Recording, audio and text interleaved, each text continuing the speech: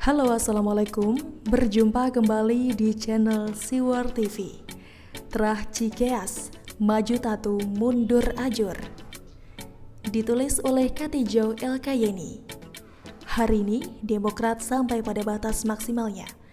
Sesudahnya tinggal menunggu masa-masa kejatuhan. Kecuali ada perubahan mendasar di dalamnya. Meskipun mungkin tak sehoror istilah coup d'etat, pukulan negara secara mendadak. Karena ini hanya soal siapa yang memimpin di depan. Demokrat dibangun dari harapan rakyat banyak yang merindukan sesuatu yang baru. SBY saat itu dianggap sebagai wakil dari wacana tersebut. Namun, sesudah 2 periode kepemimpinannya, selain korupsi kadernya dan sikap baper tanpa batas, tidak ada yang bisa dibanggakan lagi. Dan ironisnya, langkah menyelamatkan yang diambil SBY adalah memaksakan putra mahkota naik tahta. Hal itu justru membuat masa depan partai ini kian suram. Orang-orang yang sebelumnya berharap ada langkah progresif, sekarang telah benar-benar putus asa. Dulu Demokrat sebenarnya memiliki kader yang cemerlang seperti Anas Urbaningrum. Namun korupsi membuat langkahnya terjegal. Patut dicurigai, jatuhnya Anas juga sebagian dari strategi untuk menjegalnya. Maklum, waktu itu pengaruhnya terlalu kuat di Demokrat. Kini di tengah masa-masa suram itu, langkah politik yang diambil justru menggelikan. Demokrat melawan arus, berharap drama yang dimunculkan akan membuat nama partai itu terangkat. Rakyat bersimpati. Misalnya drama kudeta yang menyeret Jokowi dan Muldoko. Nama Jokowi memang sudah diralat, tapi kerusakan tidak bisa diperbaiki. Para pendukung Jokowi semakin meruncing pertahanan. Demokrat menjadi common enemy atau setidaknya bahan lelucon. Saya tidak tahu perhitungan apa yang disampaikan konsultan politik, tapi langkah membuat drama semacam itu hanya akan menguatkan persepsi publik terhadap sikap baper Demokrat. Langkah yang sia-sia, dan itu justru akan membuat partai ini tenggelam semakin dalam, tidak bisa diselamatkan.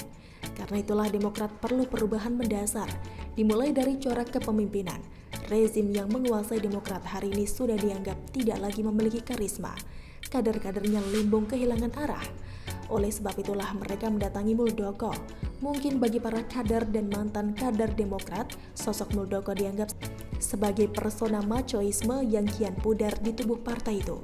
Kita tahu dulu SBY mendapatkan citra machoisme semacam itu dari rakyat.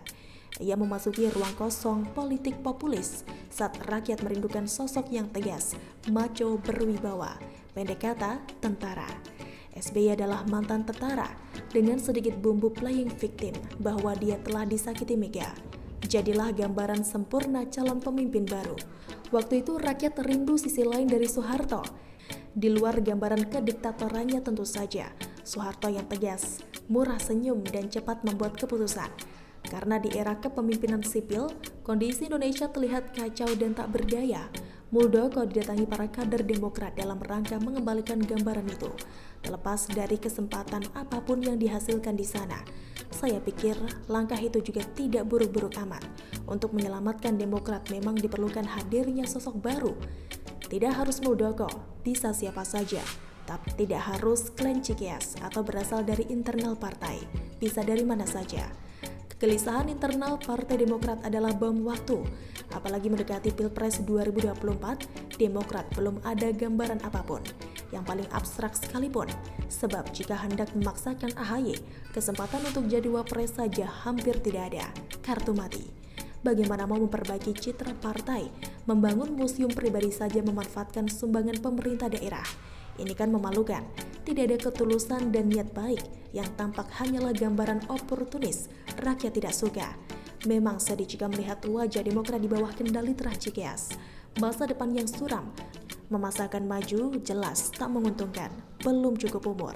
Definisi kepemimpinan saja mungkin tidak paham. Mereka lahir dengan sendok perak di mulutnya. Belum lagi membicarakan ketulusan, kepekaan, ideologi kepartaian. Atau dengan bahasa agak sastrawi, mengutip Rendra, manjing ingkahanan, gayuh keresaning hiang widi. Dengan terjemahan bebas bisa diartikan, masuk ke dalam keadaan, kontekstualitas, meraih kehendak Tuhan. Proses semacam itu hanya bisa dilalui oleh mereka yang ditempa laku keprihatinan. Mereka yang benar-benar terlahir sebagai pemimpin.